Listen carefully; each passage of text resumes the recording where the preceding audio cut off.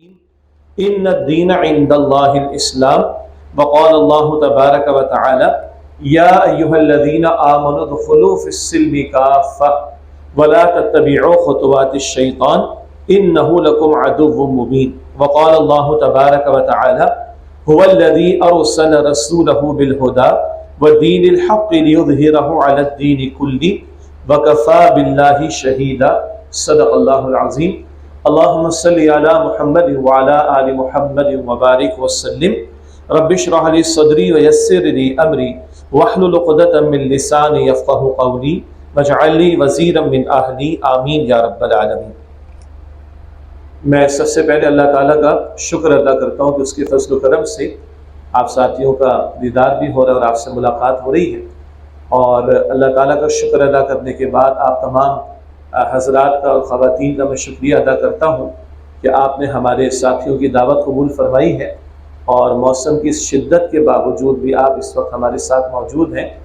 ویسے تو عجیب وقت ہے کہ دوپہر میں آپ کو اس موسم میں ہم نے آپ کو انوائٹ کر دیا ہے، لیکن بہرحال کچھ میرے مستقل سفر کا معاملہ درپیش ہے کہ جس کے دوران میں یہاں اسی وقت کچھ امکان تھا کہ کچھ گفتگو ہو جاتی۔ اللہ تعالیٰ آپ کو جزائے خیر دے کہ آپ نے ہماری دعوت قبول فرمائی۔ تھوڑی سی آواز اگر تھوڑی سی ہو جائے۔ دوسرا یہ بھائی جو آپ کی لائٹ ہے نا، یہ مجھے پریشان کر رہی ہے، اس کو جیب میں ڈال دیں، وہ ریکارڈنگ ہو جائے گی، آپ لے لیجیے گا بعد میں انشاءاللہ۔ جزاکم اللہ خیر۔ اصل میں کافی لوگ کیمرہ یوں رکھتے ہیں تو پھر میں آپ کو دیکھ نہیں سکوں گا، ٹھیک ہے؟ ریکارڈنگ ایک ہو جائے گی، وہ آپ بعد میں ساتھیوں سے لے لیجیے گا انشاءاللہ، لیکن میں چاہتا ہوں کہ میں آپ کو حضرات کو جو میرے سامنے دیکھ سکوں۔ آج ہمارا موضوع ہے ہماری دینی ذمہ داریاں۔ تو پہلے تو یہ جان لیتے ہیں کہ دین ہے کیا، اس لیے کہ تصور دین کلیئر ہوگا تو تصور فرائض یا تصور ذمہ داری بھی کلیئر ہوگا، اور اگر دین کا تصور ہی بڑا محدود سا ہو تو ذمہ داری کا تصور بھی بڑا محدود سا ہوگا۔ اللہ تعالیٰ نے قرآن حکیم میں لفظ دین کو کئی پیرایوں میں استعمال کیا، اس تفصیل میں تو میں نہیں جا رہا، لیکن چند آیات کے اعتبار سے اللہ تعالیٰ نے ارشاد فرمایا سورہ آل عمران کی آیت نمبر 19 میں کہ ان الدین عند اللہ الاسلام، دین تو اللہ تعالیٰ کے نزدیک فقط اسلام ہے۔ ذرا سا ہلکا کر لے، تیز ہو گئی ہے خاص۔ تو سورہ آل عمران کی آیت نمبر 19 میں کہ دین تو اللہ تعالیٰ کے نزدیک فقط اسلام ہے، اور لفظ دین قرآن حکیم میں لفظ دین قرآن حکیم میں بدلے کے مفہوم میں بھی آتا ہے، اور قانون کے مفہوم میں بھی آتا ہے، اور نظام کے مفہوم میں بھی آتا ہے، اور اطاعت کے مفہوم میں بھی آتا ہے، اور ان سب مفاہیم میں ایک ترتیب بھی ہے۔ البتہ اس کی تفصیل کا موقع نہیں۔ البتہ ایک لفظ نظام ہم اچھی طرح جانتے ہیں، انگریزی میں سسٹم ہم اچھی طرح جانتے ہیں۔ تو اللہ نے جو اسلام مجھے اور آپ کو عطا فرمایا وہ ایک پورے کا پورا نظام ہے، وہ پورے کا پورا ایک سسٹم ہے۔ ہاں، وہ باطن کا بھی ذکر کرتا ہے، وہ ظاہر کا بھی ذکر کرتا ہے، وہ ہماری انفرادی ذمہ داریوں کو بھی بیان کرتا ہے، اور ہماری اجتماعی ذمہ داریوں کا بھی ہم سے تقاضا کرتا ہے۔ تو اللہ فرما رہا ہے کہ اللہ کے ہاں کوئی دین، کوئی نظام، کوئی سسٹم اگر قابل قبول ہے وہ فقط اسلام ہے۔ اسی طرح اللہ تعالیٰ نے فرمایا ہے سورہ آل عمران کی آیت نمبر 85 میں کہ وَمَن يَبْتَغِ غَيْرَ الْإِسْلَامِ دِينًا فَلَن يُقْبَلَ مِنْهُ، جو اسلام کو چھوڑ کر کوئی اور دین اختیار کرے، کوئی اور نظام اختیار کرے، وہ ہرگز اس سے قبول نہیں کیا جائے گا۔ وَهُوَ فِي الْآخِرَةِ مِنَ الْخَاسِرِينَ، اور ایسے لوگ آخرت میں خسارہ اٹھانے والے ہوں گے۔ پھر اللہ تعالیٰ نے فرمایا، مشہور آیت ہے سورہ المائدہ کے شروع میں ہم پڑھتے ہیں، اور حجۃ الوداع کے موقع پر اس آیت کا نزول ہوا۔ اللہ تعالیٰ نے فرمایا کہ الیوم اکملت لکم دینکم، آج کے دن میں نے تمہارے لیے تمہارے دین کو مکمل فرما دی ہے۔ واتممت علیکم نعمتی، اور اپنی نعمت تم پر مکمل فرما دی ہے۔ اللہ نے دین نعمت کے طور پر دیا ہے، زحمت کے طور پر نہیں۔ اور وردیت لکم الاسلام دینا، اور اللہ فرماتا ہے میں نے تمہارے لیے اسلام کو دین کے طور پر پسند فرما لی ہے۔ اسی طرح اللہ تعالیٰ فرماتا ہے سورۃ البقرہ کی آیت نمبر 208 میں کہ یا ایھا الذین آمنوا ادخلوا فی السلم کافہ، اے ایمان والو اسلام میں پورے کے پورے داخل ہو جاؤ۔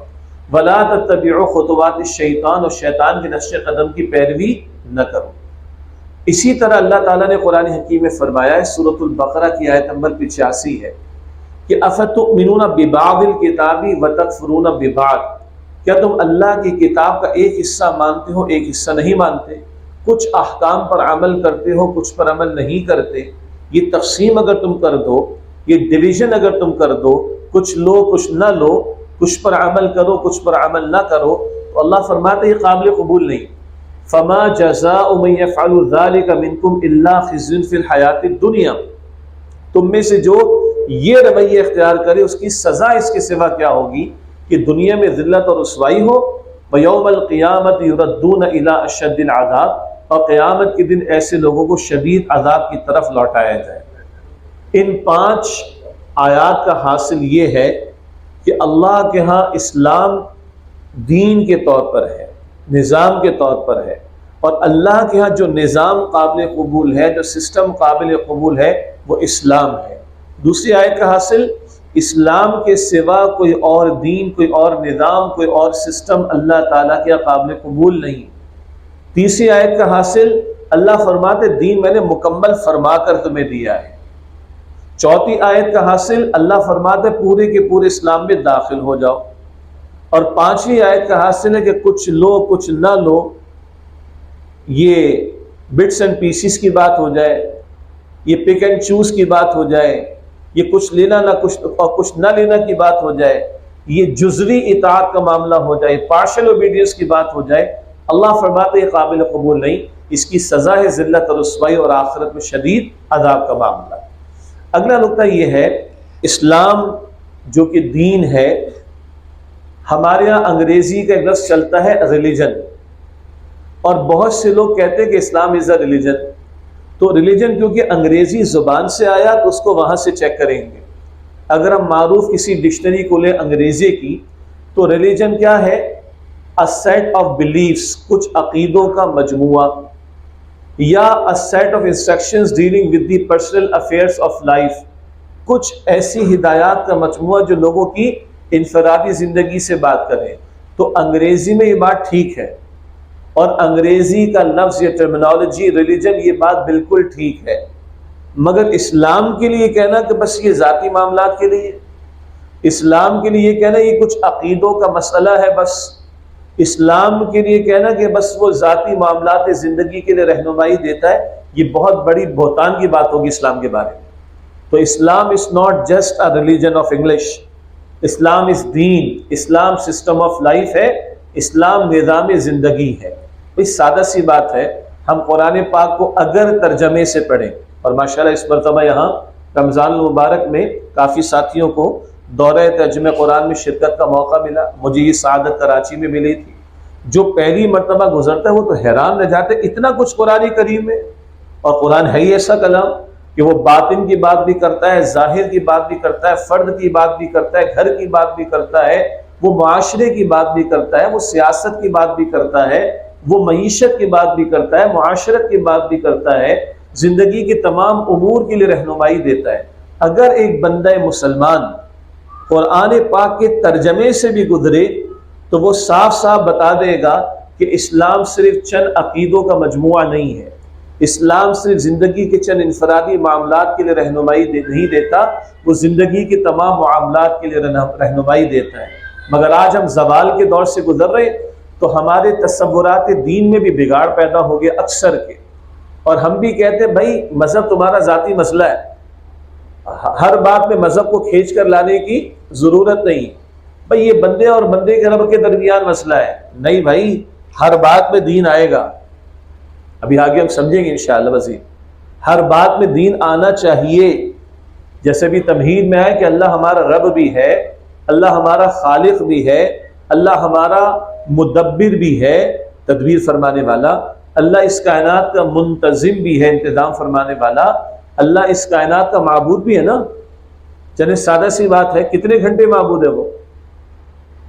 جمعے کی 2 رکعت، یا 5 وقت کی نماز کے 2 گھنٹے، یا رمضان کا 1 مہینہ، یا عمرے کے 21 دن، یا حج کے 40 دن وہ ہمارا معبود ہے؟ نہیں کہہ سکتے نا۔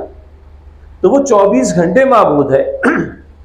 تو اس نے 24 گھنٹے کے لیے رہنمائی عطا کی ہے، اور وہ کہتے ہیں کہ پورے کے پورے اسلام میں داخل ہو جاؤ۔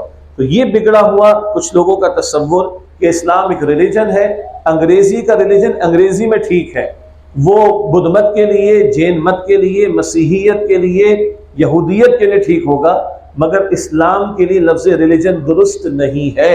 اسلام دین ہے جس کا بہتر اور جامع ایک ترجمہ نظام ہے، جس کو انگریزی میں ہم سسٹم کہتے ہیں، اور یہ اسلام ہم سے مطالبہ کرتا ہے تمام زندگی کے معاملات میں۔ یہی وہ بات تھی جو علامہ اقبال نے لکھی قائد اعظم کو، جب پاکستان اس وقت، بلکہ پاکستان کے قیام سے پہلے، اس وقت کی مسلم لیگ، اس وقت کی مسلم لیگ کے چند لیڈروں کے طرز عمل کو دیکھ کر قائد اعظم برطانیہ چلے گئے، تو یہ اقبال نے ان کو خطوط لکھ کر واپس بلایا، اور اقبال کے وہ خطوط ریکارڈ کا حصہ ہیں، اور اقبال جیسا شخص کہتا ہے کہ میں نے جہاں تک دنیا کے مسئلوں پر غور کیا، اسلامی شریعت کے سوا ان کا حل کہیں نہیں۔ اور سادہ سی بات ہے، بقیہ مذاہب کے بارے میں ہم مانتے ہیں اور یقین رکھتے ہیں وہ انسانی سوچ ہے، اسلام کے بارے میں ہم یقین رکھتے ہیں کہ وہ الہامی تعلیم پر مبنی ہے، تو خالق کے بتائے ہوئے راستے میں ہی مخلوق کی خیر ہے، نہ کہ مخلوق کے بتائے ہوئے راستے میں۔ تو اقبال کہتے ہیں کہ جہاں تک میں نے دنیا کے مسئلوں پر غور کیا، ان مسائل کا حل اسلامی شریعت کے سوا کہیں نہیں، مگر کہاں اور کیسے ہم اسلامی شریعت کو امپلیمنٹ کریں گے جب تک کہ ہمارے پاس اپنا ایک آزاد خطۂ زمین نہ ہو، تو خدا را واپس آئیں اور مسلمانوں کو لیڈ کریں۔ اور پھر بعد میں قائد اعظم کے الفاظ بھی ہیں، ہاں وہ ان کی 11 اگست کی ایک تقریر کے چند جملے جن پر خود ڈیبیٹ ہے کا سہارا لے کر کچھ لوگ قائد اعظم پر بھی تہمت لگاتے ہیں کہ وہ تو سیکولر آدمی تھے اور وہ پاکستان کو سیکولر اسٹیٹ بنانا چاہتے تھے۔ پھر مزے کی بات یہ ہے کہ سیکولر کی تعریف میں نہیں کروں گا، سیکولر کا لفظ ہم استعمال کرتے انگریزی لغت سے، وہ اس کی بیس تو اٹیلین سے آئے گی، لیکن انگریزی کی لغت میں اگر سیکولر کے لفظ کو تلاش کریں گے یا سیکولرزم کو تلاش کریں گے تو وہ بالکل صحیح بیان کرتے ہیں اپنے عقیدے کو، کہ اجتماعی معاملات زندگی میں بشمول سیاست، بشمول تعلیمی نظام، کسی الہامی تعلیم کو، خدائی تعلیم کو دخل اندازی کی کوئی اجازت نہیں ہے۔ یہ سیکولرزم کی تعریف کسی مدرسے کے عالم دین یا مفتی صاحب کی نہیں ہے، یہ سیکولرزم کی تعریف آپ کو ملے گی انگریزی کی ڈکشنریز میں، تو وہاں وہ بات ان کے لیے ٹھیک ہے، مگر اسلام تو زندگی کے ہر گوشے میں آئے گا، تو اسلام اور سیکولرزم ایک دوسرے کی ضد بنتے ہیں۔ تو وہ 11 اگست کی قائد اعظم کی ایک تقریر کے چند جملوں کو لے کر کچھ لوگ یہ طوفان برپا کرتے ہیں کہ قائد اعظم سیکولر تھے اور سیکولر اسٹیٹ بنانا چاہتے تھے، حالانکہ قائد اعظم کی کم سے کم 115 سے زیادہ تقریریں آن ریکارڈ موجود ہیں، اور اس دور کے اخبارات کی کٹنگز بھی آج ریکارڈ کا حصہ ہیں، جو چند جملے زبان زد عام ہیں کہ ہمارا آئین قرآن اور مغرب کے سرمایہ دارانہ نظام نے انسانوں کو غلام بنا کر چھوڑا ہے، اب ہمارا فرض ہے کہ خلفائے راشدین کے دور سے رہنمائی لیں اور عہد حاضر کی اسلامی فلاحی ریاست دنیا کے سامنے پیش کریں، وغیرہ وغیرہ، ایسے 20 ان کے اقوال اور کم سے کم شائع شدہ 115 تقاریر پیش کی جا سکتی ہیں۔ ان سب کو ایک طرف رکھ کر ان کی ایک تقریر سے کچھ تو غلط مفہوم لے کر بیان کرنے کی کوشش کرتے، جو کہ غلط۔ پھر دلچسپ بات یہ ہے کہ اس مملکت خداداد کو ہم نے کیوں لیا تھا؟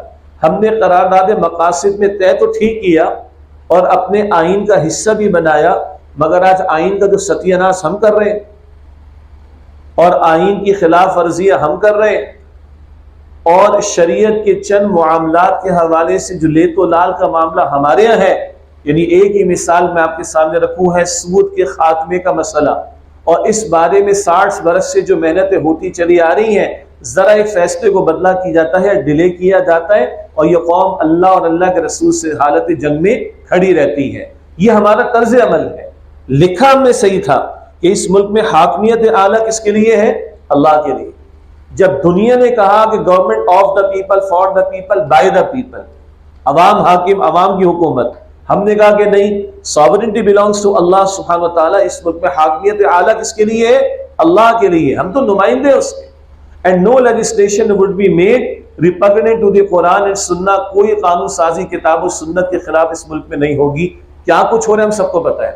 اسلامی نظریاتی کونسل کانسٹیٹیوشنل ادارہ ہے نا, اس کی اتنی بھاری بھرکم رپورٹیں میرے آفس میں موجود ہیں, اور بڑے بڑے علماء نے بڑا گراں قدر کام کیا کہ اتنے سارے قوانین میں یہ چیزیں خلاف اسلام ہیں, اس کی یہ اصلاح کی ضرورت ہے, مگر ان کی کسی ایک سفارش پر بھی امپلیمنٹیشن کی نوبت نہیں آتی. یہ ہمارا مسئلہ ہے. بہرحال عرض کرنے کا مطلب یہ تھا کہ یہ دین مکمل ضابطہ حیات ہے جس کے میں اور آپ ماننے والے ہیں, اور یہ اپنا غلبہ چاہتا بھی, آگے ذکر ہوگا.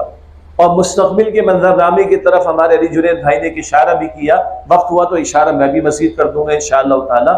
اب آئیے اس تناظر میں کہ یہ دین مکمل ضابطہ حیات ہے, یہ زندگی کے تمام معاملات کے لیے رہنمائی دیتا ہے, اتنا کہ بچے کے دنیا میں آنے سے پہلے سے لے کر بندے کے دنیا سے جانے کے بعد تک کی رہنمائی موجود ہے. بچے کے دنیا میں آنے سے پہلے سے لے کر بندے کے دنیا سے جانے تک کے بعد کی رہنمائی موجود. حتیٰ کہ یہود کے پوچھنے پر رسول اللہ علیہ السلام نے یہ بھی فرمایا صحابہ کرام کو کہ جاؤ ان کو بتاؤ کہ ہمارے پیغمبر نے بیت الخلاء کے آنے جانے کے آداب بھی سکھائے ہیں. تو جس پیغمبر نے اتنی باریک بینی سے یہ آداب سکھائے, انہوں نے نظام حکومت کی رہنمائی نہ دی ہوگی, نظام عدالت کی رہنمائی نہ دی ہوگی, نظام معیشت کی رہنمائی نہ دی ہوگی, نظام معاشرت کی رہنمائی نہ دی ہوگی. ہمارا علم اگر نہیں ہے تو یہ ہمارا قصور ہے. اگر ہم نے دین نہیں سیکھا, میں مجموعی معاشرے کی بات کر رہا ہوں, ٹھیک ہے, کسی فرد کی بات نہیں کر رہا, تو یہ ہمارا قصور ہے. جیسے ہمارے ہاں اچھے بھلے لوگ ہیں اور بڑے منصب پر بھی پہنچ جاتے مگر سورہ اخلاص کی تلاوت کرنا نہیں آتی, تو یہ ان کا قصور ہے نا. دین تو موجود ہے اور دین کی تعلیم بھی موجود ہے, جی سورہ اخلاص کی تلاوت نہیں کر پاتے. میڈیا پر بیٹھ کر ایک وزیر صاحب نے کہہ دیا, وزیر تعلیم تھے اس پاکستان کے, کہ قرآن پاک میں 40 پارے ہیں. اینکر نے 4 دفعہ لقمہ دینی 40 پارے قرآن پاک میں, انا للہ و انا الیہ راجعون. تو بھائی آپ کا قصور ہے, وزیر بھی بن گئے, اسلامی جمہوریہ پاکستان کے وزیر مملکت بن گئے تعلیم کے, اور حالت یہ کہ آپ یہ کہہ رہے میڈیا پر بیٹھ کے کہ 40 پارے قرآن پاک, تو ہمارا قصور ہے نا. اور اچھے بھلے پڑھے لکھے لوگ ہیں, دنیا جہاں کی تعلیم میں خوب ایکسل کیا ہے, قرآن پاک کی الف بے نہیں آتی, یہ ہمارا قصور ہے. دین تو موجود ہے, دین کی تعلیم موجود ہے, مگر اس کا علم حاصل کرنا بھی تو ہمارا فرض ہے, پھر اس کو اپنی ذات میں امپلیمنٹ کرنا بھی تو ہمارا فرض ہے, پھر اس کی دعوت کو دوسروں تک پہنچانے کی کوشش کرنا بھی تو ہمارا فرض ہے, پھر اس کے نظام کے قیام کی جد و جہد کرنا بھی ہمارے فرائض میں داخل ہے. یہ بات ہے جو اب آج کے عنوان کے تحت میں نے آپ کے سامنے رکھنی. کیا ہے ہماری دینی ذمہ داریاں؟ نمبر 1 تو یہ ہے کہ اپنے علم دین میں اضافے کی کوشش کریں. ہر بندہ عالم دین بن جائے, مفتی بن جائے, یہ مراد نہیں لے رہے ہم, مگر ہر بندے کو پتا ہو کہ میں جس کیپیسٹی میں ہوں, جس پوزیشن میں ہوں, جس رول میں ہوں, مجھ سے میرے دین کے تقاضے کیا ہے. کچھ تو ہر ایک سے ہے, بلوغت کے ساتھ ہی نماز فرض ہو جاتی, تو نماز اور اس سے متعلق مسائل کا علم حاصل کرنا فرض ہو گیا, بلکہ اس سے پہلے ہو جاتا ہے. اسی طرح ایک بندہ کمانے کے قابل ہو گیا تو کچھ سیونگ اگر ہے تو اس کو زکوٰۃ کے مسائل معلوم ہونا چاہیے. کوئی اگر زمیندارہ کر رہا ہے تو اس کو حلال حرام کی بحث سے بھی پتا ہو, بنیادی تعلیم اور عشر کے مسائل اس کے علم میں ہونے چاہیے. ایک بندے پر حج فرض ہو چکا ہے تو حج کے مسائل جاننا اس پر فرض ہو جائے گا. یہ تو بنیادی علم دین ہے جو ہر ایک کو حاصل کرنا ہے. پھر میں نے عرض کیا کہ جو آپ کا میرا رول ہے, اگر میں ایک باپ ہوں تو مجھے ایک مسلمان باپ بننا چاہیے, ایک امتی باپ بننا چاہیے. اگر میں ایک شوہر ہوں تو معلوم کروں کہ میرے رب نے میرے رسول نے اس بارے میں کیا تعلیم دی. خواتین پردے میں بیٹھی ہیں, کوئی بہن ہے, بیٹی ہے, ماں ہے, اس سے پتا ہو کہ دین نے اس بارے میں کیا تعلیم دی. اور یہ خاتون جس مرد سے منسلک ہے, بیٹی ہے تو باپ کے تابع ہے نا, بیوی ہے تو شوہر کے تابع ہے, اس مرد کی ذمہ داری ہے, بیوی اگر ہے, بیٹی اگر ہے, بیوی دیگر کوئی خواتین اس کے تابع, تو ان کو دین سکھانا اس کی ذمہ داری. میں اگر ایک عدالت کا جج ہوں اور ایک مسلمان امتی جج ہوں تو مجھے معلوم ہونا چاہیے کہ دین اس بارے میں کیا کہتا ہے. میں اگر مملکت کا کوئی نمائندہ ہوں, وزیر ہوں, حکمرانی میں آ گیا, مجھے معلوم ہونا چاہیے دین اس بارے میں کیا کہتا ہے. میں اگر تجارت کر رہا ہوں تو مجھے معلوم کرنا چاہیے اس معاملے میں جس میں میں تجارت کر رہا ہوں حلال حرام کی کوئی تمیز رکھنی ہے کہ نہیں. سیدنا عمر رضی اللہ تعالی عنہ بازار جاتے دیکھتے کوئی نئی دکان نظر آئی ہے تو پوچھتے پہلا سوال دین کا مسئلہ سیکھا تم نے؟ یہ حلال حرام کے معاملات اس بارے میں تم نے سیکھے؟ اگر وہ کہتا کہ نہیں تو فرماتے دکان بند کرو، پہلے جا کے علم حاصل کرو۔ اسی طرح گنتے چلے جائیے۔ تو آپ اور میں ایک بیس لائن ہوگی بنیادی علم دین، ہر مسلمان کے ذمے بنیادی علم دین۔ پھر ایک یہ ہے کہ میں جس معاملے سے منسلک ہو گیا، جس رول میں آ گیا، جس کردار میں آ گیا، اس سے متعلق علم دین حاصل کرنا مجھ پر فرض ہو جائے گا۔ یہ تو پہلا کام ہے، پتہ تو ہو کہ دین چاہتا کیا ہے، تبھی تو ذمہ داریاں ادا کروں گا، بلکہ پتہ تو کہ ذمہ داریاں ہیں کیا، تبھی تو میں آگے ادا کرنے کی کوشش کروں گا۔ دوسری بات، قرآن حکیم جا بجا ایمان کا ذکر فرماتا ہے اور ایمان کے اضافے کا تقاضا کرتا ہے اور ایمان کی حفاظت کا ہم سے مطالبہ کرتا ہے۔ جا بجا قرآن میں ہم پڑھتے ہیں الا الذین آمنوا وعملوا الصالحات، آمنوا وعملوا الصالحات، بار بار ذکر آتا ہے ایمان کا اور اعمال صالحہ کا، ایمان لانا اور نیک اعمال کرنا۔ اچھا، ایمان کے بھی دو حصے بنتے ہیں، دو درجات بنتے ہیں۔ ایک ہے زبان سے اقرار کرنا، اقرار باللسان، اور دوسرا کیا ہے جی؟ تصدیق بالقلب۔ یہ اندر والا ایمان زیادہ اہم تر ہے، دونوں ضروری ہیں مگر یہ اندر والا ایمان زیادہ اہم تر ہے، اور یہ گھٹتا بھی ہے اور بڑھتا بھی ہے۔ خیر کے ماحول میں اندر کی کیفیت بہتر ہوتی، شر کے ماحول میں بری ہوتی۔ ماہ رمضان میں ایمان کی کیفیت بہتر ہو جاتی، ادروائز ذرا کمزور پڑ جاتی۔ اس ایمان کی حفاظت اور اس کی بڑھوتری کی مستقل کوشش کرنا یہ میری اور آپ کی ذمہ داری بنتی۔ قرآن حکیم ایک عجیب انداز میں ہمیں سمجھاتا ہے۔ سورہ النساء کی آیت نمبر 136 میں ذکر ہے، یا ایھا الذین آمنوا آمنوا باللہ ورسولہ، اے ایمان والو ایمان لاؤ اللہ پر اور اس کے رسول صلی اللہ علیہ وسلم پر۔ اگر پہلی مرتبہ کوئی ترجمہ سنتا تو پریشان ہو جاتا ہے، اے ایمان والو ایمان لاؤ۔ اگر کوئی کہے جی اے کھا چکنے والو کھانا کھاؤ تو عجیب لگے گا نا، ہم تو کہتے ہیں تو ایمان والے، مگر اللہ ہم سے بھی کہتا ہے ایمان والو ایمان لاؤ۔ کیا مطلب؟ جو ایمان دل میں ہوگا عمل اس کا ثبوت پیش کرے گا۔ تو سچا ایمان، پکا ایمان اور دل کی تصدیق والا ایمان۔ اور سچی بات یہ ہے، بقول امام بخاری رحمۃ اللہ علیہ، یہ باطن کا معاملہ یہ گھٹتا بھی ہے اور بڑھتا بھی ہے۔ اس وقت باہر موسم کی شدت تو ہے مگر آپ اور ہم یہاں بیٹھے تو کچھ ایمان کی رمق باقی ہے نا، تو دین کی محبت میں بیٹھے نا، قرآن کی محبت میں بیٹھے نا، اللہ اس میں اور بڑھوتری ہمیں عطا فرمائے۔ ورنہ اچھے سے موسم میں بھی بڑے آرام سے لوگ نماز آیا کرتے ہیں، اچھے سے حالات میں بھی بڑے آرام سے اللہ تعالیٰ کو بھول جاتے ہیں، اللہ ہمیں معاف رکھے۔ پھر اللہ کی کتاب یہ بھی بتاتی کہ اس ایمان کی بڑھوتری کا ایک بڑا ذریعہ خود قرآن کریم، سورہ انفال کی آیت نمبر 2 میں ذکر آتا ہے، اذا تلیت علیہم آیاتہ زادتہم ایمانا، جب جب ان کے سامنے اللہ تعالیٰ کی آیات کی تلاوت کی جاتی ان کے ایمان میں اضافہ ہوتا ہے۔ ہاں، قرآن حکیم اولین اہم ترین ذریعہ ہے ایمان میں بڑھوتری کا، ایمان میں اضافے کا۔ البتہ اس کے ساتھ ساتھ صاحب قرآن صلی اللہ علیہ وسلم، ان کی زندگی کا مطالعہ، ان کی سیرت کا مطالعہ اور ان کی تعلیمات کا مطالعہ، اس سے بھی ایمان کی کیفیت بڑھتی۔ پھر اللہ کے رسول علیہ السلام کی تربیت یافتہ صحابہ کرام رضی اللہ تعالی عنہ اجمعین، ان کی زندگی کے واقعات سے بھی ایمان کی حرارت ملتی ہے۔ پھر اللہ کے نیک بندوں سے جڑنا، قرآن کریم فرماتا ہے وَكُونُوا مَعَ الصَّادِقِينَ، سچے لوگوں کے ساتھ، نیک لوگوں کے ساتھ جڑو۔ اچھے ماحول سے خیر میں آگے بڑھنا آسان ہوتا ہے، اور سگریٹ بندہ شروع کرتا ہے اکثر برے ماحول میں بیٹھ کر، برائی کی طرف عام طور پر برے دوستوں کی وجہ سے بندہ جاتا ہے، اور برے راستے پر لگا ہوا بندہ اچھے لوگوں کو پالے تو خیر کی طرف آ جانا اس کے لیے آسان ہو جاتا ہے۔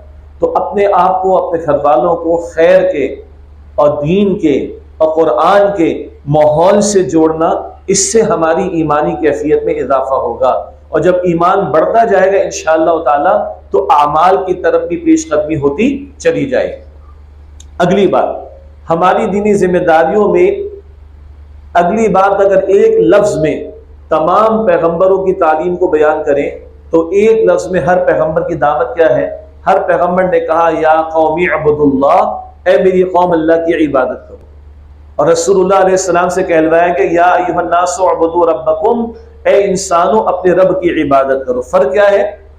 پچھلے پیغمبر مخصوص قوم کی طرف بھیجے گئے تھے اور رسول اللہ علیہ السلام ساری انسانیت کی طرف بھیجے گئے، تو حضور سے کہلوایا کہ اے انسانوں اپنے رب کی عبادت کرو۔ اور ہر نماز کی ہر رکعت میں ہم کیا دہراتے؟ ایاک نعبد، ٹھیک ہے؟ تو اس کا کیا مطلب ہے؟ اللہ ہم تیری ہی عبادت کرتے، کیا مطلب؟ سادہ سی بات جو تھوڑی دیر پہلے سوال آپ کے سامنے میں نے رکھا، کبھی کوئی مسلمان کہہ سکتا ہے کہ جمعے کے 1 گھنٹے کے لیے اللہ معبود ہے میرا، یا 5 وقت کی نماز میں 2 گھنٹہ لگتا ہے تو 2 گھنٹے اللہ میرا معبود ہے، 22 گھنٹے میرا جسم میری مرضی؟ It's my choice, it's my feeling. آج کل تو فیلنگز پہ کیا ہو رہا ہے پتہ ہے نا آپ کو؟ یعنی جو ایک دجالی تہذیب کا حملہ اور ہمارے سامنے آ رہا ہے، جس کا ایک نتیجہ ہم جنس پرستی کا ہے، اس کا ایک نتیجہ ٹرانسجینڈر کا معاملہ ہے کہ ایک عورت معذرت کے ساتھ وہ فیل کرے کہ وہ مرد محسوس کر رہی ہے تو اس کو قانوناً مرد قرار دے دیا جائے، اور کوئی مرد محسوس کر رہا ہے کہ وہ عورت کی طرح محسوس کر رہا ہے تو اس کو قانوناً عورت قرار دے دیا جائے۔ اور نادرا کے رولز اینڈ ریگولیشنز میں اس کا آپشن اویلیبل ہے فیلنگز کے اوپر۔ تو فرعون بھی فیل کر رہا تھا کہ میں تو خدا ہوں، انا ربکم الاعلی، انا للہ و انا الیہ راجعون۔ نقطہ کیا عرض کر رہا ہوں، کیا کوئی یہ کہہ سکتا ہے مسلمان کہ 2 گھنٹے اللہ معبود، 22 گھنٹے میری مرضی؟ جمعے کے 2 گھنٹے اللہ میرا معبود، 1 ہفتہ میری مرضی؟ رمضان کا 1 مہینہ اللہ میرا معبود، سال بھر میری مرضی؟ حج کے 40 دن اللہ میرا معبود، باقی میری مرضی؟ کہہ سکتے ہیں؟ تو اللہ معبود ہے بھائی 24 گھنٹے، تو اللہ کی بندگی اور عبادت کا تقاضا بھی 24 گھنٹے کا ہے۔ عبد عربی میں غلام کو کہتے ہیں۔ غلام کتنے گھنٹے کا غلام ہوتا ہے؟ 24 گھنٹے کا، ملازم نہیں، غلام۔ غلام 24 گھنٹے کا غلام ہوتا ہے۔ یہ لفظ اللہ نے اختیار کیا ہے اس فرق کے ساتھ کہ غلام مجبوراً غلام ہوتا ہے۔ کبھی کوئی آپ کے میرے گھر کا دروازہ نہیں کھٹکھٹاتا، صاحب میرا بڑا دل کر رہا ہے مجھے اپنا غلام بنا لیں۔ غلام مجبوراً غلام ہوتا ہے۔ اللہ کی نری غلامی نہیں ہے، اللہ کی عبادت اس کی محبت کے جذبے کے ساتھ، اور یہ عنصر آج بڑا مسنگ ہے۔ تبھی لوگوں کو معاف کیجئے، روزہ کبھی مشقت لگتا ہے، بھاری لگتا ہے، نماز بھاری لگتی ہے، فجر میں اٹھنا دشوار ہو جاتا ہے۔ کیوں؟ اللہ سے وہ محبت پیدا نہیں ہو رہی۔ اللہ نے اپنا تعارف پہلے کیا رکھا؟ الحمدللہ رب العالمین، اور اس سے پہلے تلاوت کریں گے تو بسم اللہ الرحمن الرحیم۔ بعد میں اللہ ہم سے کہلواتا ہے ایاک نعبد، اس کے رب ہونے کا اقرار پہلے۔ وہ جس نے کروڑ نعمتیں اور رحمتیں اور برکتیں ہمیں عطا فرمائی، اس کی رحمتوں کا، نعمتوں کا، احسانات کا ادراک تو کرو۔ اس احساس کے ساتھ کھڑے ہوگے تو ہر حکم ماننا تمہارے لیے آسان ہوگا۔ کیوں؟ اس محبت کے جذبے کے ساتھ اپنے آپ کو اللہ کے سامنے جھکانا، یہ اللہ کی عبادت ہے۔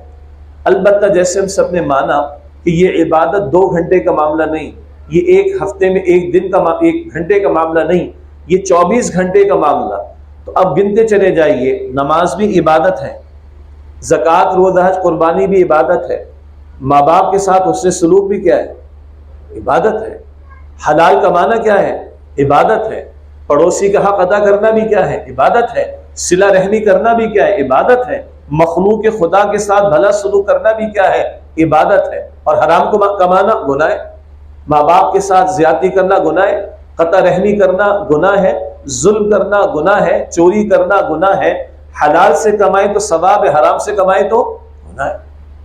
یہ ہے ہماری دینی ذمہ داریوں کا اگلا معاملہ کہ 24 گھنٹے میں رب کا حکم کیا ہے اور رب کے رسول علیہ السلام کی تعلیم کیا ہے۔ اچھا بھائی، شادی کا موقع آ جائے تب بھی عبادت ہے؟ تو رات بھی ایک جگہ گفتگو تھی تو میں نے بڑے دل سے پوچھا کہ میں کراچی رہتا ہوں، تو ہمارے پاکستان میں مختلف مواقع پر جب شادی بیاہ کا موقع آتا ہے اور جو کچھ چل رہا ہوتا ہے، دل سے پوچھئے کیا وہ عبادت ہے؟ جی، جو کچھ چل رہا ہوتا ہے تو کیا شادی کے موقع پر اللہ معبود نہیں رہتا؟ یہ ہم اپنے آپ سے پوچھیں۔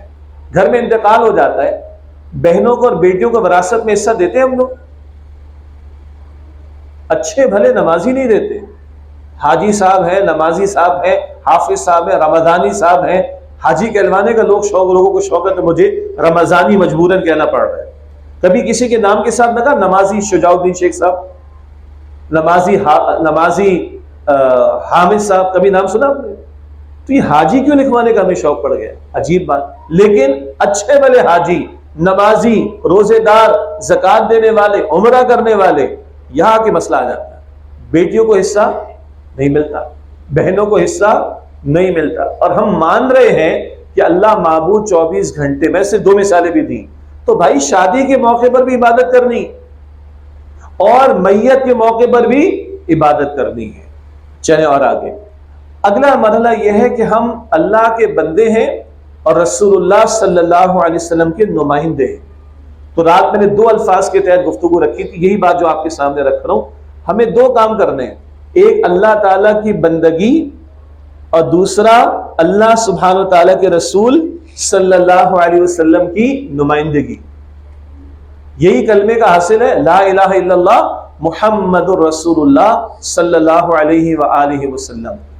ہاں یہ بچی کسی کو تلاش کر رہی تھی، شاید والد صاحب نظر آ گئے اس کو، ماشاءاللہ.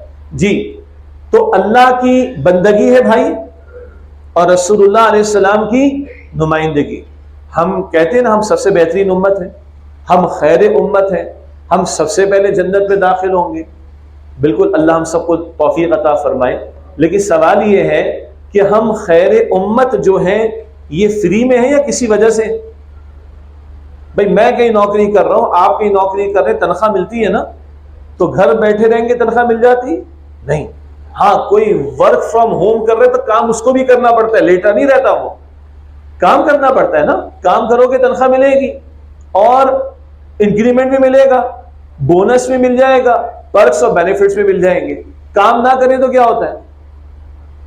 3 دن لیٹ آئے تو تنخواہ کاٹی جاتی ہے 1 دن کی. شرعی مسئلہ علماء سے پوچھئے گا. لیکن 3 دن لیٹ آئے تو 1 دن کی تنخواہ کاٹی جاتی. ایسا ہے کہ نہیں؟ اور کوئی بلنڈر مارے تو پھر پروموشن بھی روکی جاتی، ڈیموشن بھی ہو جاتی کبھی کبھی. اتنی بات ہمیں سمجھ آ رہی ہے نوکری کے بارے میں. بچوں کے ایگزامز کچھ کے ہو گئے، کچھ کے ہو رہے ہوں گے، کچھ کے ہو جائیں گے. وہ بھائی محنت کرتا ہے تب جا کے پرفارم کرتا ہے، تب جا کے اس کو رزلٹ ملتا ہے. گھر بیٹھے رہے رزلٹ ملتا ہے؟ نہیں. گھر بیٹھے رہے تنخواہ ملتی ہے؟ نہیں. تو امتی اور بیٹھا رہے،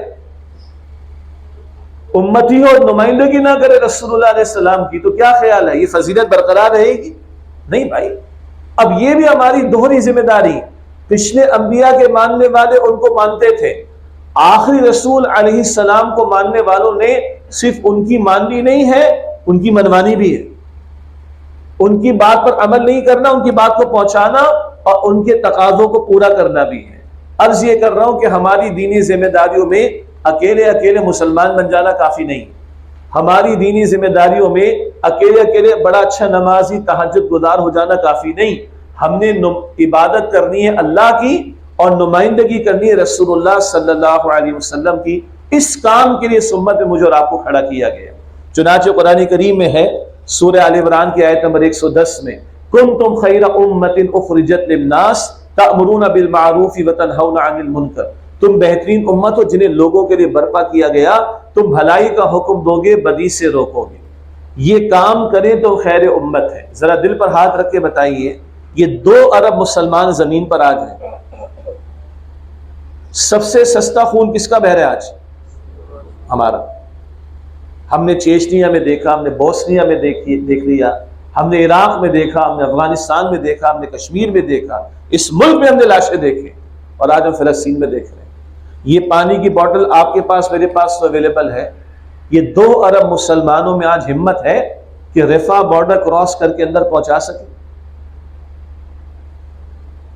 سب سے سستے لاشیں ہمارے، سب سے سستا خون ہمارا. یہ خیر امت کے ساتھ ایسا ہونا چاہیے؟ اس طرح لاشیں گرنے چاہیے اور یہ ذلت ہونی چاہیے، یہ رسوائی ہونی چاہیے. اور ایک بڑا حساس سوال، اللہ تعالیٰ کو ہم پر رحم نہیں آتا؟ اور زیادہ حساس سوال، اللہ علی کل شیء قدیر نہیں؟ کوئی اختیار نہیں رکھتا اللہ؟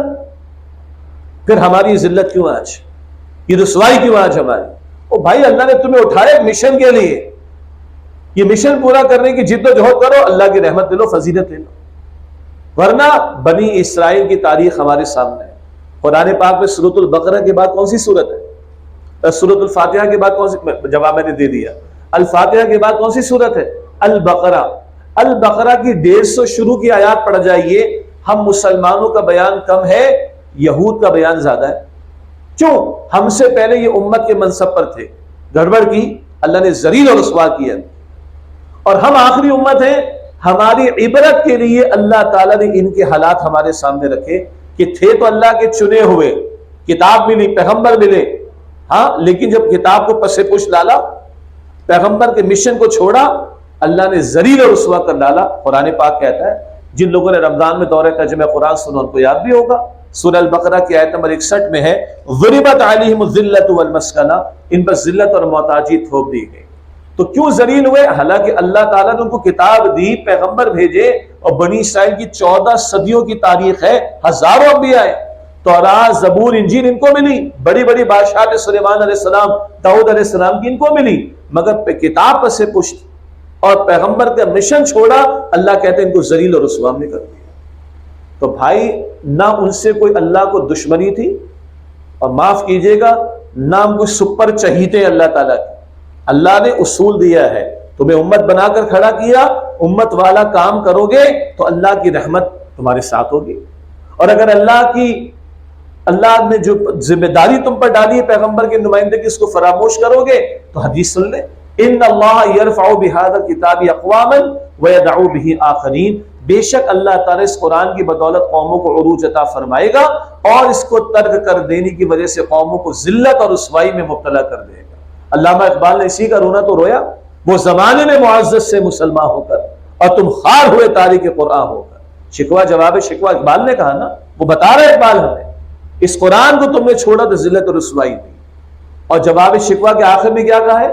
کہ محمد سے وفا تو نے تو ہم تیرے ہیں، صلی اللہ علیہ وسلم، کہ محمد سے وفا تو نے تو ہم تیرے ہیں، یہ جہاں چیز ہے کیا لوح و قلم تیرے ہیں۔ تو اللہ کے رسول کی نمائندگی کیا ہے؟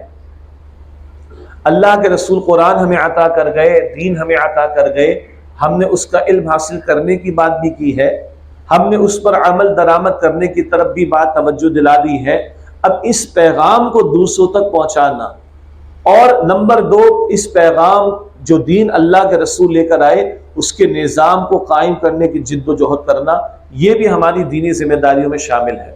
اللہ کے رسول سے کہلوایا گیا سورہ یوسف کی آیت نمبر 108 میں، قُلْ هَٰذِهِ سَبِيلِي أَدْعُو إِلَى اللَّهِ، اے نبی علیہ السلام فرما دیجئے یہ میرا راستہ ہے، میں اللہ کی طرف دعوت دیتا ہوں۔ یہ رسول اللہ علیہ السلام کی 23 برس کی سنت ہے۔ جہاں حضور طائف کی گلیوں میں بھی جاتے ہیں نا، ابو جہل، ابو لہب کے دروازے پر بھی جاتے ہیں، عکاس کے میلوں میں بھی جاتے ہیں، عرب کے یہاں میلے لگتے تھے، اور مینا کی گھاٹیوں میں بھی جاتے تھے۔ یہ مستقل دعوت دین کی سنت اللہ کے رسول کی سنت رہی صلی اللہ علیہ وسلم۔ ذہن میں رکھیں، ہر بندہ مومن عالم مفتی تو نہیں بنے گا، مگر ہر مسلمان کو ایک داعی بننا ہے۔ ہر بندہ امتی ہے، اور امتی تبھی وہ کہلائے گا جب وہ امت والے کام کو انجام دے۔ اور یہاں ماشاءاللہ جو لوگ بیٹھے، میں ذاتی طور پر جانتا ہوں کہ اللہ نے بڑی صلاحیتیں ان کو عطا کی، بڑا دماغ ان کو اللہ نے دیا، بڑی ایکسپرٹیز اللہ نے ان کو عطا فرمائی۔ تو قرآن کہتا ہے وَمَنْ أَحْسَنُ قَوْلًا مِّمَّنْ دَعَا إِلَى اللَّهِ، بولنے کا فن بہت سے لوگوں کے پاس ہے، بیان کرنے کا فن بہت سے لوگوں کے پاس ہے، اور آج کل تو موٹیویشن اسپیکرز کا دور بھی آ گیا ہے، اس میں بہت سے مسائل بھی ہیں، ان پر توجہ نہیں دلانا چاہ رہا، لیکن بولنے کا فن تو ہر ایک کے پاس۔ اللہ فرما رہے ومن احسن، احسن عربک میں سپرلیٹو ڈگری، اس سے بہترین بات کس کی ہوگی؟ ممن دعا الی اللہ، جس سے لوگوں کو اللہ کی طرف بلایا۔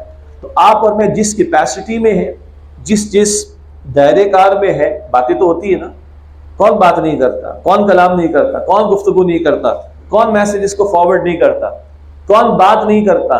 تو کیوں نہ اللہ کے رسول کی بات کو آگے بڑھایا جائے صلی اللہ علیہ وسلم، اور جو کر رہے ہیں اللہ تعالیٰ ان کو جزائے خیر عطا فرمائے۔ اور ذہن میں رکھیں، یہ نفل کام نہیں ہے، یہ فرض ہے میرا اور آپ کا، یہ ذمہ داری ہے میری اور آپ کی، یہ کروں گا تو میں امتی قرار پاؤں گا۔ امام قرطبی نے لکھا رحمۃ اللہ علیہ، اس ذمہ داری کو ادا کر رہا ہے وہی امتی کہلانے کا مستحق ہے. کیوں؟ امت کو اسی کام کے لیے کھڑا کیا گیا ہے. تو اللہ کے پیغمبر ہزاروں آیات ہمیں پہنچا گئے صلی اللہ علیہ وسلم، اللہ کے پیغمبر ہزاروں احادیث دے گئے، اللہ کے پیغمبر علیہ السلام اپنا اسوہ ہمیں عطا کر گئے صلی اللہ علیہ وسلم. اس تعلق سے جزاک اللہ. تکیہ واپس کرنا بھی منع ہے، سنت میں ہے کہ تکیہ حضور قبول فرماتے تھے اور خوشبو بھی. تو جزاک اللہ خیر. تو امتی وہی قرار پائے گا بھائی جو اس کام میں اپنا حصہ ڈالے. آج اس امت کے بچے، اس قوم کے بچے، اس قوم کے نوجوان، اس میں ہم میٹا کو استعمال کر رہے ہیں نا، میٹا کی اے آئی کو، میٹا کو سرف کر رہے ہیں، بل گیٹس کو، مائکروسافٹ کو سرف کر رہے ہیں. اس قوم کے لوگ آئی ایم ایف کو سرف کر رہے ہیں، ورلڈ بینک کو سرف کر رہے ہیں. آکسفورڈ یونیورسٹی سے ایک صاحب نے کراچی سے انگلش لنگوسٹک میں پی ایچ ڈی کیا، اور آکسفورڈ والوں نے پیپر سو کر کہا کہ ان کو انگریزی پڑھاؤ. تو کیا یہ امت اللہ کے دین کو سرف نہیں کرے گی؟ ہم کیا جواب دیں گے اللہ تعالیٰ؟ جس کسی کے پاس صلاحیت ہے، ہر ایک بندے کے پاس 4 باتیں تو ایک بندہ کر سکتا ہے. اور اللہ کے پیغمبر فرماتے بلغوا عنی ولو آیۃ، ایک آیت ایک بات بھی پتہ ہے تو اس کو پہنچا. یہ ہے امت کی ذمہ داریوں میں سے ایک اور ذمہ داری، اور یہ مستقل ذمہ داری 23 برس کی سنت ہے اللہ کے رسول کی صلی اللہ علیہ وسلم. اگلی اور آخری بات، بس میں 5 سے 7 منٹ میں بات مکمل کرتا ہوں انشاءاللہ، 7 منٹ میں انشاءاللہ. اگلی بات کیا ہے؟ میں نے ایک آیت کریمہ تلاوت کی اللہ کے رسول علیہ السلام کے مشن کے بارے میں. یہ الفاظ 3 مرتبہ قرآن کریم میں آئے. سورہ فتح کی آیت نمبر 28 بھی ہے. وہاں فرمایا کہ هو الذی ارسل رسولہ بالہدی ودین الحق لیظہرہ علی الدین کلہ.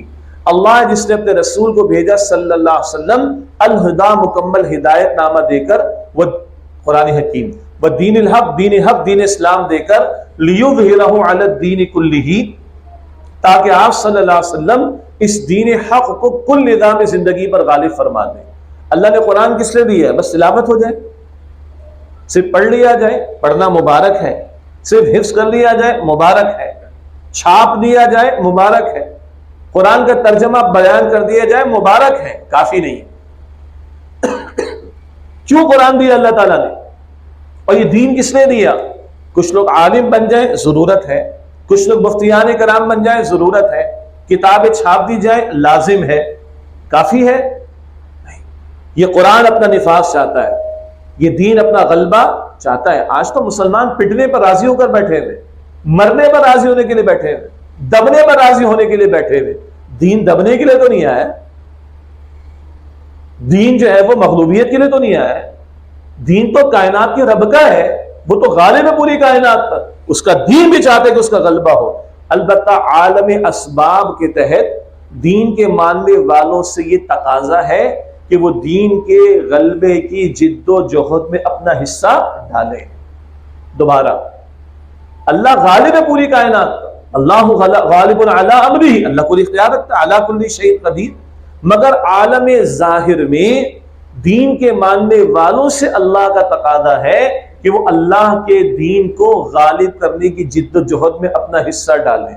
مجھے بتائیے اس زمین پر، اس پوری کائنات میں سب سے زیادہ قیمتی خون کس کا ہے؟ حضور کا صلی اللہ علیہ وسلم.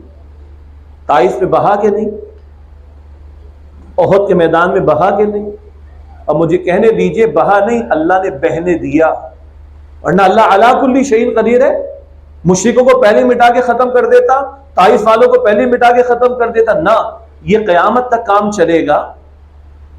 تو کل کوئی امت میں سے کھڑا ہو کر بہانے نہ بنائے یا لیم ایکسکیوزز نہ، بڑا خطرہ ہے جی. کیا ہماری جانیں زیادہ قیمتی ہیں؟ ہمارا خون زیادہ قیمتی ہے؟ ہمارے گھر والے زیادہ قیمتی؟ نہ، سب سے قیمتی جان حضور کی جان صلی اللہ علیہ وسلم. تو حضور کا لقد کان لکم فی رسول اللہ اسوۃ حسنہ سب کو یاد ہے نا. یہ صرف داڑھی کے لیے تھوڑے ہی ہے، صرف ٹوپی اور مسواک اور خوشبو کے لیے تھوڑے ہی، یہ اس کے لیے بھی ہے، یہ نماز کے لیے بھی ہے، یہ طائف کی گلیوں کے لیے بھی تو ہے، یہ ہجرت کی رات کے لیے بھی تو ہے، یہ احد کے میدان کے لیے بھی تو ہے، یہ 23 برس کی جد و جہد کے لیے بھی تو ہے. یہ مشن تھا رسول اللہ کا علیہ السلام. اور صحابہ نے جانیں دیے اسراء میں، 70 صحابہ کی جانیں احد کے میدان میں، اور 259 صحابہ کی جانیں 23 برس کی زندگی میں. تب اللہ کا دین غالب ہوا. وقت فرصت ہے، کہاں کام ابھی باقی ہے، نور توحید کا اتمام ابھی باقی ہے۔ کیونکہ وقت محدود ہے اس لیے میں زیادہ تفصیل میں نہیں جا رہا۔ آج یہ ذمہ داری ہمارے کاندھوں پر ہے، اور خدا کی قسم امتی وہی ہے جو اس کام میں اپنا حصہ ڈال رہا ہے۔ کمی ہے تو کوتاہی کا اعتراف کریں، اللہ سے اور توفیق مانگیں، اور اگر صرف نظر ہو گیا تو توبہ کریں اور اس کام میں اپنا حصہ بڑھانے کی ہم کوشش کریں۔ ایک صاحب نے پنجاب میں کوئی زمین لی اور کچھ پھلوں کے درخت لگائے، تو ایک بابا جی تھے بزرگ، اور انہوں نے کہا کہ بیٹا تم نے کھجور کا درخت نہیں لگایا؟ تو کہا بابا جی کھجور کا درخت بڑی دیر میں پھل دیتا ہے۔ تو بابا جی نے کہا بیٹا تم کھجوریں کھاتے ہو؟ ہاں کھجور تو میں کھاتا ہوں، رمضان میں تو خوب کھاتا ہوں، روزہ افطار کرتے ہو۔ تو بیٹا کھجوریں کہاں سے آتی ہیں؟ کہا بابا جی وہ مارکیٹ سے آتی ہیں۔ بیٹا مارکیٹ میں کہاں سے آتی ہیں؟ بابا جی وہ باغ سے آتی ہیں۔ وہ باغ میں درخت میں سے آتی ہے تو درخت کس نے لگایا تھا؟ بابا جی کسی نے لگایا تھا۔ تو بیٹا کل کسی نے لگایا تھا تو آج تو کھا رہا ہے، آج تو لگائے گا کل کوئی کھائے۔ آج فلسطین کے مسلمانوں کو دیکھ کر اب میں یہ کہوں کہ ہمارا دل خون کے آنسو روتا ہے تو یہ جملہ بھی ایک چھوٹا پڑ گیا ہے، لیکن آج ہماری بے حسی بھی ہے، بے بسی بھی ہے۔ لیکن مستقبل کی ایک منظر نامے کی طرف اشارہ شروع میں ہوا تھا۔ اللہ کے پیغمبر کی احادیث ہے صلی اللہ علیہ وسلم، خراسان کے علاقے سے فوجوں نے جانا ہے اور جناب مہدی کی نصرت ہونی ہے، اور یروشلم پر جا کر وہ جھنڈے گاڑیں گے، اور جناب مہدی کی تشریف آوری، جناب عیسیٰ علیہ السلام کی تشریف آوری پر اس ساری زمین پر اللہ کا دین غالب ہونا ہے۔ اور رسول اللہ انشاءاللہ، رسول اللہ علیہ السلام کے دور کا خراسان کیا تھا؟ یہ پاکستان کے خاصے بڑا علاقہ، قبائلی علاقہ جات کا، شمالی علاقہ جات کا، افغانستان کا ایک بڑا حصہ، ایران کا کچھ حصہ، یہ خراسان تھا رسول اللہ کے دور میں۔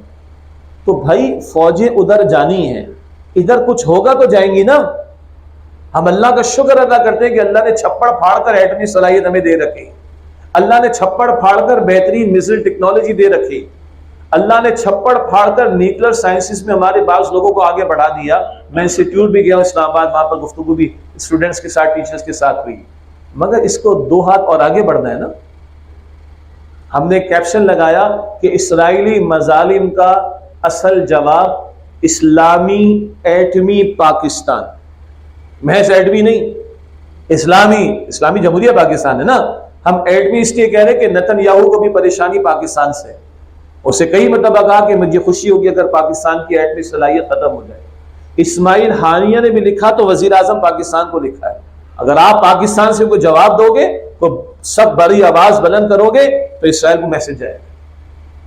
وہ مستقبل کا منظرنامہ سامنے رکھیں، مگر آج گراؤنڈ ریئلٹی کیا ہے؟ آج یہ امت اس کا ایمان کئی مرتبہ فجر کی نماز کے لیے بستر سے اس کو اٹھا نہیں رہا، اور ہم چاہتے ہیں کہ یہ ایمان ہمیں فلسطین پہنچا کر شہید کروا دے اور ہمیں جنت الفردوس پہنچا دے۔ تو یہاں سے شروع کرنا ہے، مگر سامنے رہے ہم حضور کے امتی ہیں علیہ السلام، اور یہ مملکت خدا تعالی واحد ہے، باقی اور 56 مسلمان ملکوں سے شکوہ نہیں ہے، انہوں نے دعویٰ ہی نہیں کیا، ہم نے دعویٰ کیا۔ پاکستان کا مطلب کیا؟ ہمارا فرض بھی زیادہ، ہم پر قرض بھی بڑا ہے، اور خدا کی قسم اس مملکت خدا داد کے مسئلوں کا حل بھی یہی ہے، شریعت کا نفاذ، اس کی طرف پیش قدمی، اور ہم نے اللہ کے نام پر ملک لیا ہے، اور سچی بات ہم نے بے وفائی کی اللہ کے ساتھ۔ ہم الٹے لٹک جائیں ہمارے مسئلے حل نہیں ہوں گے جب تک کہ یہاں اللہ تعالیٰ کی شریعت کا نفاذ نہ ہو۔ تو حاصل کلام آج ہم نے یہ سبق دہرایا ہے، آج ہم نے اس سبق دہرایا کہ اپنے علم دین میں اضافہ، اس کے لیے کوشش ماشاءاللہ رمضان شریف میں بھی ہوئی، اللہ تعالیٰ اور آپ لوگوں کو برکت عطا فرمائے۔ دوسرا، اپنے ایمان میں اضافے کی کوشش، یہ ایمان جتنا مضبوط ہوگا ہمارا عمل آگے بڑھے گا انشاءاللہ۔ تیسرا، عبادت 24 گھنٹے، نماز کے موقع پر بھی، کاروبار کے موقع پر بھی، شادی بیاہ کے موقع پر بھی، کیونکہ وہ معبود 24 گھنٹے معبود، اور بندگی سے آگے نمائندگی کرنی ہے نمائندے نبی اکرم صلی اللہ علیہ وسلم کے۔ ذرا دل پر ہاتھ رکھ کے سوچیں، آج امت کے مجموعی طرز عمل کو دیکھ کر انسانیت کو رسول اللہ یاد آتے ہیں؟ یعنی حدیث ہے کہ مومن وہ ہے جسے دیکھ کر اللہ یاد آئے، گفتگو کردار حدیث میں ہے کہ مومن وہ جسے دیکھ کر اللہ یاد آئے۔ میں عرض کیا کرتا ہوں امتی وہ ہوگا جسے دیکھ کر رسول اللہ یاد آئے صلی اللہ علیہ وسلم۔ تو ہمارے شب و روز کے معمولات کو دیکھ کر اگر کسی کو حضور یاد آتے ہیں سر آنکھوں پر، نہیں تو ہم اپنا جائزہ لیں۔ نمائندگی میں ایک ہے دعوت کا عمل، اپنی ذات اپنے گھر سے شروع کریں گے، اپنے دوست احباب تک پہنچیں گے، یہاں تک کہ پورے عالم میں پہنچے، اور یہاں صاحب حیثیت لوگ بھی بیٹھیں، صاحب صلاحیت لوگ بھی بیٹھیں، اور ان کی اولادیں ایسی ہیں کہ جو ان سے 2 ہاتھ آگے ہوں گی انشاءاللہ۔ تو اس کام میں آگے بڑھیں، اللہ کے رسول کی نمائندگی میں آگے بڑھیں۔ اور نمبر اگلا، صرف دعوت و تبلیغ حضور نے نہیں کی ہے صلی اللہ علیہ وسلم، حضور نے ایک جماعت بنائی، ایک منظم جماعت بنا کر، تربیت سے گزار کر، اللہ والا بنا کر باطل کے مقابلے میں کھڑا کیا ہے، اپنا خون اطہر پیش کیا، اپنے صحابہ کی جانیں پیش کی ہیں، تب اللہ کا دین غالب ہوا۔ اور سب سے آخری بات، ان باتوں کی یاد دہانی اور ان جذبات کی آبیاری اور اس میں مستقل آگے بڑھنے کا ایک بہت اہم اور آسان اور لازمی طریقہ یہ ہے کہ ہم دینی اجتماعیت اختیار کریں۔ جب ہم دینی ماحول میں جڑتے ہیں، دینی اجتماعیت پہ جڑیں گے انشاءاللہ تعالیٰ، تو ان باتوں کی یاد دہانی بھی ہوگی، ایک دوسرے کو دیکھ کر انسپریشن ملے گی، موٹیویشن ملے گی، ایک دوسرے کے تجربات سے ہم فائدہ اٹھائیں گے، تو مل کر امتی والی ذمہ داری ادا کرنا ہمارے لیے آسان ہوگا۔ میں آپ سب کا شکریہ ادا کرتا ہوں کہ اس موسم کی شدت کے باوجود آپ لوگ بڑے تحمل سے اور بڑے اٹینٹیو ہو کر آپ نے گفتگو سنی ہے۔ اللہ تعالیٰ میرا آپ کا ہم سب کا بیٹھنا قبول فرمائے، اور مجھے بھی اور آپ کو بھی اخلاص کے ساتھ ان تقاضوں پر عمل کرنے کی توفیق عطا فرمائے۔ وآخر دعوانا الحمد للہ رب العالمین۔